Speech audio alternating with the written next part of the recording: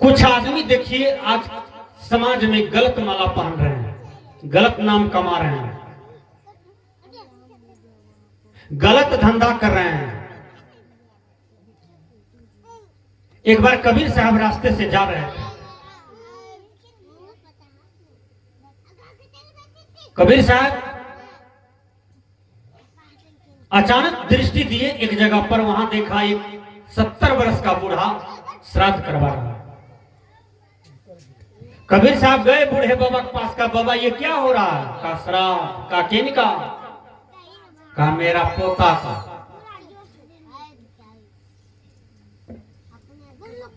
का पोता का श्राद्ध दादाजी करे, ये शुभ समाचार नहीं है।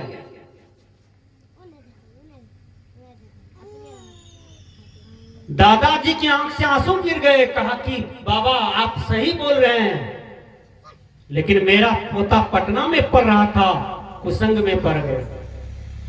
अभी भी देखिए समाज में जो कुछ लड़के लोग हैं ना, जो 14 साल के हैं, 15 साल के हैं, 16 साल के हैं, 17-18 साल के हैं, 19-20 साल के हैं, वो लड़का सनफिक्स पीता है। दुकान में नशा बिकता है, सनफिक्स पीता है, स्माइक पीता है, संथाल टोला में जाकर के दारू पीते हैं, बनमनखी बाजार से विदेशी शराब खरीद करके लाते हैं। वह परिवार का कैसा हाल होगा बोलिए। यदि आपका जवान बेटा रोज शराब पीता है, बोलिए उतनी अर्थव्यवस्था कहां से आएगी? आप हर तरह से गिर जाइएगा, एक दिन दरिद्र हो जाइएगा। कितनों दीपावली में कहिएगा लक्ष्मी घर दरिद्र बाहर, जिसके यहाँ शराबी है ये कोटेशन काम नहीं करेगा। विचार कीजिए, एक दरपिया आदमी उस संठी का उल्का बना करके लाया, बेटा को दिया। कहा बेटा इसमें आग लगी हुई है, सब घर में ले चलो, दरिद्र को भगाओ, लक्ष्मी को घुसाओ। वो छौड़ा जपने लगा, दरिद्र घर लक्ष्मी बाहर, दरिद्र घर लक्ष्मी बाहर। बाप मारा 3 फटका। रे उल्टा क्यों बोलते हो? कहा बाबूजी जिसके यहाँ 1 नंबर दरपिया आदमी हो, शराबी हो, तो वहां यही कोटेशन कहने में फायदा है। वो कहने से कुछ नहीं होगा। बाबूजी पहले समझिए, लक्ष्मी किसके घर में प्रवेश करती है, दरिद्र किसके घर में प्रवेश करती है? जहां शराबी होगा, दरपिया होगा, गजपिया होगा, भंगपिया होगा, वो पत्नी का गहना जेवर बेच करके भी पी जाता है, डीह जमीन बेच करके पी जाता है। तो दीपावली में केवल कहने से लक्ष्मी घर दरिद्र बाहर ये कोटेशन काम ही नहीं करेगा बाबूजी। इसलिए हम उल्टा बोल रहे हैं। आपके समझदारी में उल्टा है, लेकिन मेरे समझदारी में ये सीधा बात है। आप 1 नंबर दरपिया आदमी है, दारू पीते हैं, एक को टका नहीं बचता है, ना आलू के लिए ना दाल के लिए, केवल घर में चावल पड़ा हुआ है। रोज हम लोग छूछे भात नमक खाते हैं लाज के मारे। बोलिए बाबूजी कैसे आप दीपावली के दिन में गंदा भाषा बोल रहे हैं? आप शराब छोड़ दीजिए, लक्ष्मी आपकी घर में प्रवेश करेगी। आप दारू छोड़ दीजिए, आपके घर में लक्ष्मी जी का वास हो जाएगा।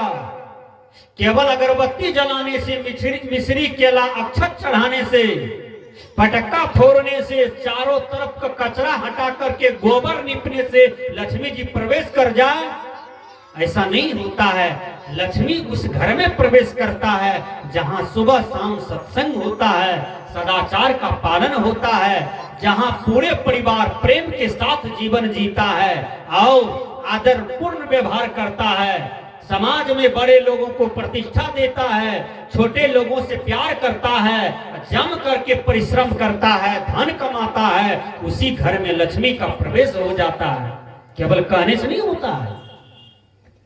कबीर साहब के नजदीक वो बूढ़ा बाबा रोने लगे। कबीर साहब क्या कहते हैं? और वही जवान लड़का डेट किया है जिसको हम भी समझाए थे। कहा वही डेट किया। कबीर साहब ने कहा काको रोमो गेल बहुतेरा, बहुतक मोल फिरल नहीं पेरा, जब हम रोया तब तुम न समझा, गर्भवास की बात विचारा, अब ते रोया क्या ते पाया, के ही कारण मोही रोवाया। कहे कबीर सुनो हो संत भाई, काल के बसी परोमति कोई। विचार कीजिए। कबीर साहब कहते हैं जब महात्मा रोया तेरे कल्याण के लिए तो तू ध्यान नहीं दिया। आज जवान बेटा तू दुनिया से जा रहा है, माँ बाप रो रहा है, दादा दादी रो रहा है, समाज भी रो रहा है।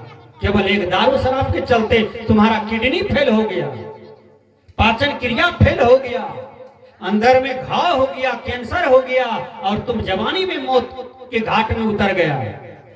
विचार कीजिए। इसलिए गलत नाम, गलत काम किसी भी आदमी को नहीं करना चाहिए। आज साथ साथ जो हम मर्डर कर देते हैं और झूठे माला पहन रहे हैं फूल का, हमने साथ साथ आदमी का खून कर दिया। ये कैसा मानव है आप? कबीर साहब को दया आता है।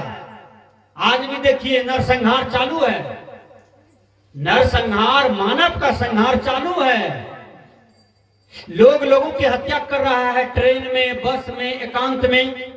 बढ़िया बढ़िया घर की बेटी का बलात्कार हो रहा है, दबे कुचले बैकवर्ड फॉरवर्ड घर की बेटी का बलात्कार हो रहा है और उसको मार करके मकई के खेत में, धार में फेंक दिया जाता है। ये सब काम करने वाला कौन है? ये मानव है। बिना सत्संग का ज्ञान नहीं हो सकता है।